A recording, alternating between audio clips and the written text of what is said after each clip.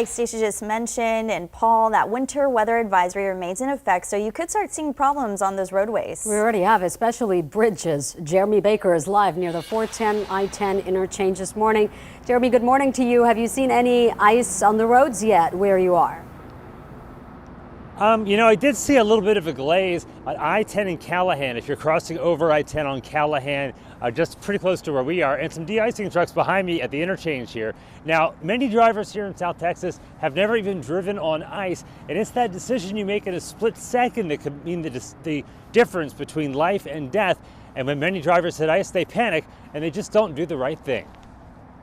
If that happens, don't slam on your brakes, just ease off the accelerator, get down to a safe speed, and keep your following distance, as much distance between you and other vehicles as possible. Here are some other tips for driving on ice. Be extra vigilant on bridges, overpasses, and ramps because they freeze first. Never use cruise control to make sure you have control over your car at all times. Avoid driving at night or very early in the morning when it's coldest. It's also harder to tell if the road is icy. Keep your speed lower than the actual speed limit and accelerate and apply brakes slowly to avoid a skid. But if you do skid, To regain control if you're in a skid, you want to turn the wheel in the direction you want to go and look in that direction that you want to go. That'll help you kind of stay focused, stay calm as you're easing out of that skid. But don't slam on the brakes. Whatever you do, do not slam on the brakes if you're in a skid.